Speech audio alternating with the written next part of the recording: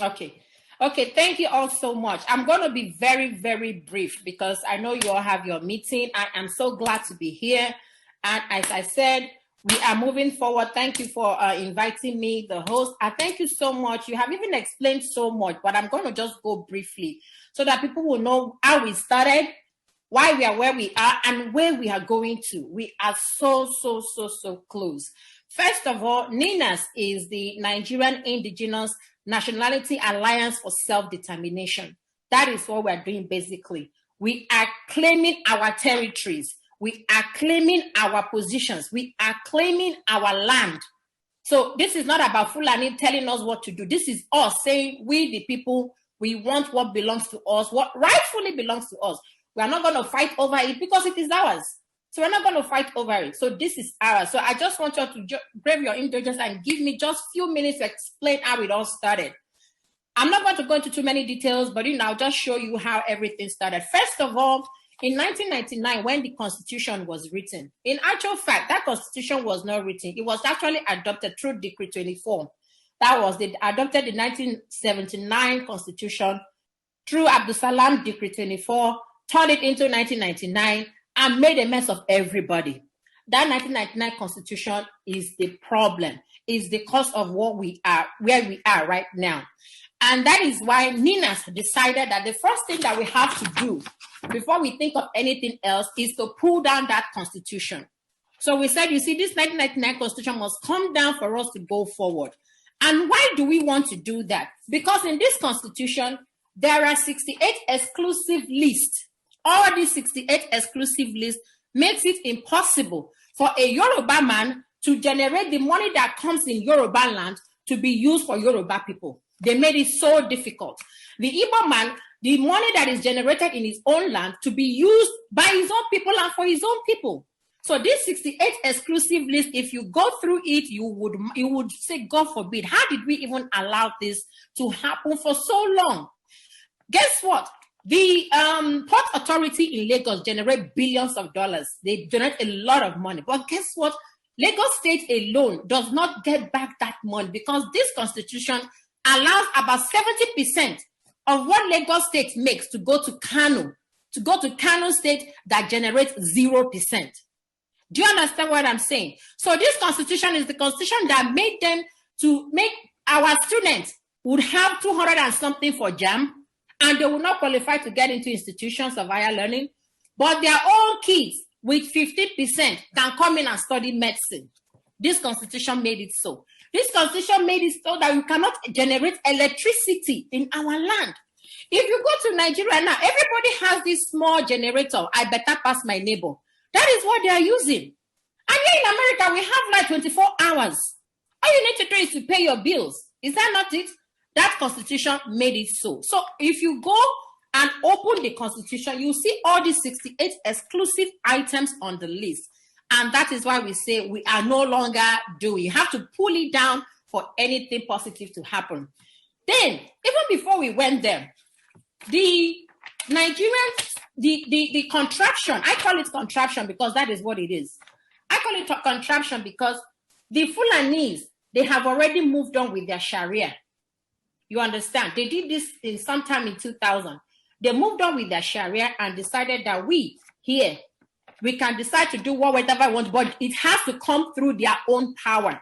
So they have moved on with these 12 states that you see right now. Before, the Middle Belt used to be part of the North.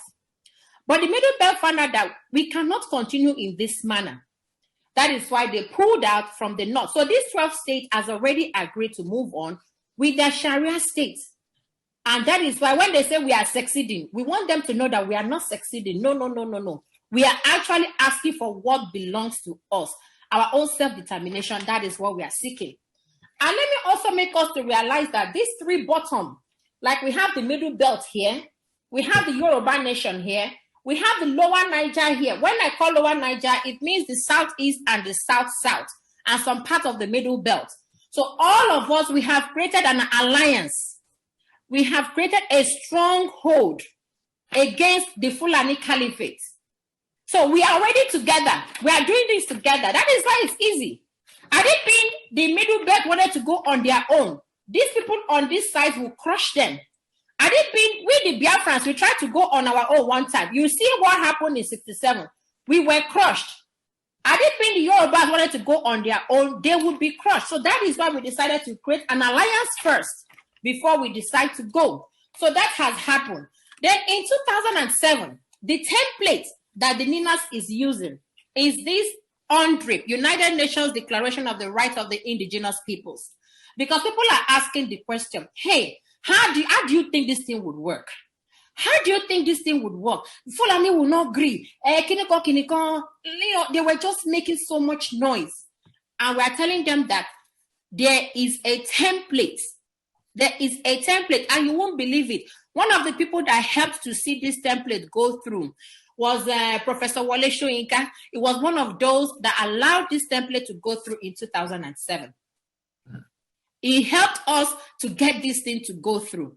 The first guy that tried it during Second World War, they killed him because they said, if Africans understand that they can have self-determination, how do we go and steal from them? So it was the help of Wole Soyinka and some other chaps that made this possible in 2007. I think the secretary there was Kofi Annan. So because it was a friend to Soyinka and so on and so forth, they met together and said, hey, man, you got to help us. You got to help us. So in 2007, this thing came out, and it has about 46 articles. It's from these 46 articles that NINAS is working from. So if anybody tells, Fulani no go agree, Fulani, no. Fulani go agree because we and Fulanis, we are not the same. We are not the same. So if you go through all these 46 articles, it's talking about the indigenous peoples in their indigenous spaces. Like the Ijaw man would be in his Ijaw territory, the Igbo man would be in his Igbo territory, the Yoruba man would be in his Yoruba territory. So nobody would encroach on your territory unless you decide to agree. So with that being said, now let me give you the let me give you the trend, the real template that was mapped out. These are the 16 steps that have been mapped out since 1999 when this project started. It started in 1999. And so far, we are at the 50. This is where we are right now. From here to this is where we are. And this is the last phase. We are on number 15, where we are, because we have done the constitutional force majeure. We did that in December 16th, of which I am a signatory. So we have done that. This is the last phase of where we are, right? We are on the 15th. We are moving to the 15th. And we will now get to the 16th, and that will be the end. And when my brother was saying, we are so close, that's the truth. We are really, really close. So we are going to finish from here and go down to this last part of the entire phase. It has taken 21 years in making. You understand? And why we decided to go through this platform or go through this pathway is because we don't want any war. War will not benefit us. Yeah. We don't want anybody to die for no reason, especially when all those things belong to you. So that is why we had to go through this path. And we are hoping that by the time we finish, we would end up like this. Imagine federations. The Yorubas will go as their Oduduwa nation or Yoruba nation. We at the lower Niger, we would go as our own nation. We can decide to even split further if we so wish. The middle belters will go. These ones, they've already gone because they came up with Sharia and they have already gone. And that is why you should not be afraid that, Fulani will kill you. No! Guess what? We have done the constitutional force majeure that makes it impossible for the Fulani to continue to kill you unless you want to die. There's no point. And now, on the 16th of December 2020, this is the constitutional force majeure that we did.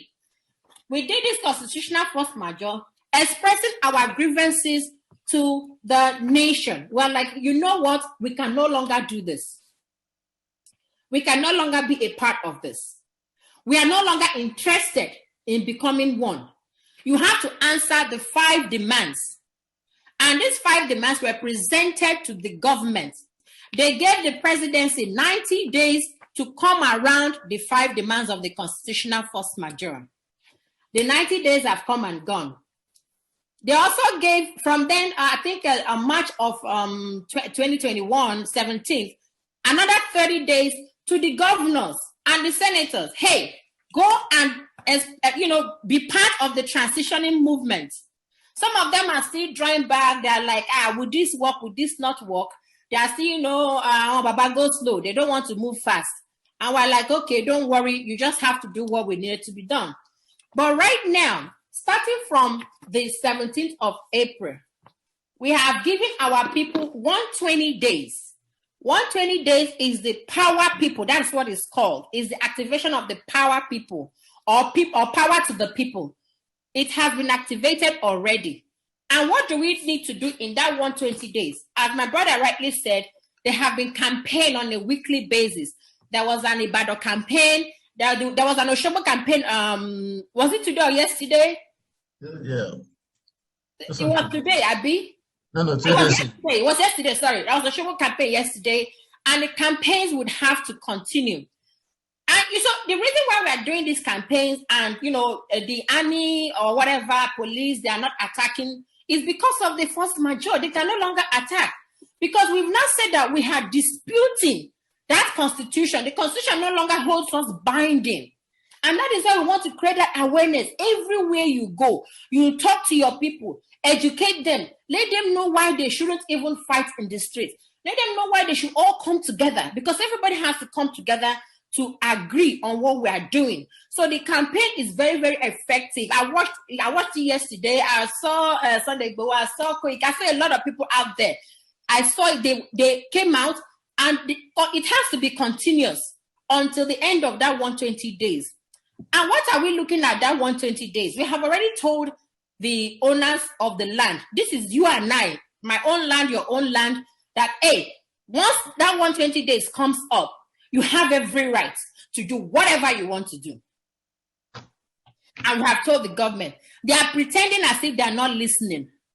And they're pretending that what we are doing is online. It's not online, no. There is so much work underground. There are not so many things I can tell you now. But there's so much work underground. The United States is involved. Even the UK has answered. The EU has answered. They say, no. They cannot deal with this. Because they know that we are legitimate in what we are talking about. And the UN is so much in support because guess what? We have to go through the 100. If we did not go through that 100, they'll say, what are these people talking about? You understand? So we went through the 100 that was proclaimed in 2007, and that is what is helping us. So to wrap it up, with the 120 days, what we are looking forward to, as I said, we're going to have referendum. The referendum would be supervised by the United Nations. I saw somebody doing wasn't a little advert that there will be referendum on June 12th. I don't think so. We have to end our 120 days before that referendum. And any referendum that you do online, it's not acceptable. No, the United Nations has to supervise the referendum. So let us not be carried away. Because some people will say, June 12th, come on, it's for Yoruba Nation. These people these Fulani guys, they know that their time is up. They know that already. So they're looking for loopholes. They're looking for who to bribe. They're looking for who to give money. They're looking for so many things. So people should not get carried away. There is no referendum on the 12th. I mean, you can verify that. Brother Shehu, you can verify that. But I know personally that there is no referendum. It's confirmed already. Yeah. Okay, good. So don't get carried away. The referendum has to be supervised by the UN. And by the time we have this referendum, the Oduduwa nation would emerge. Everybody, my own nation would also emerge. That does not mean that I will hate my Yoruba brother or whatever. No, we'll still be friends. If I have to come to your country, I get visa. But the bottom line is that the ECOWAS visa should be able to be easy for me to go up and down. So don't even get that, if Igbo goes, this will happen if Yoruba. No. Let us go first of all, because the things that we are hoping to get at the end of the day is innumerable. We can't even count it. We can't count the things that we would get eventually. Because guess what? If this thing happens, the cocoa farm that is in Yoruba land would bloom. Everybody will go back to farm. I think it's in Ondo, they have a lot of asphalt and bitumen, and yet we don't have roads. You can imagine that. My classmate in those days did a project on that when we were in Ibadan. He did a project, he got some samples, he wanted to quantify the amount of asphalt and bitumen in Ondo State. Massive. And yet, no good roads in Nigeria. Does it make sense? It doesn't make sense. The Ajaokuta steel that is there has been there like even before, I can't even remember when. It's not generating anything. Do you know what we can make with the steel? Do you know that we can even use steel for so many things, from cars to airplanes to so many things that we can do with that? In my own area where we have coal in Enugu State, do you know what coal would generate for my people? At least constant electricity. It will generate that for my people. So let us not be, carried away that, if Yoruba goes, what will happen? No. Let us go first of all. What will happen will happen. We'll still be friends.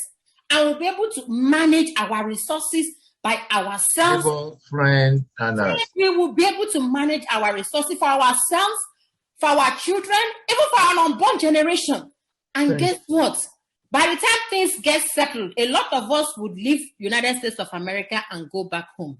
Thank you so much. So thank you so much for giving me this time. If you have any questions, let me know. Thank you so much. I know there's no better way to collaborate. And when you invite doctor, and doctor, there are doctors, emeritus, there are emeritus doctors. So we really appreciate you. Thank you so much for coming, Dr. Anosike. God bless you. God bless you. I know by the time we get to our bus stop, which is our own good place of very soon. Very soon. It is so soon. It's so soon. I can't even. I wish I could give it a date that is next week. It is that close. Honestly, it is that close. Yeah. Thank you so much. We have really enjoyed you, and we say God bless you. Thank you, my brother. Thank you, all of you. We always engage you more and more. Sure. We know that we call you any day, anytime again, you're going to answer us. Definitely. Thank you so much. All right. Thank you all. God bless you all. Yeah. Okay, bye-bye. Bye. Thank you. Back to you.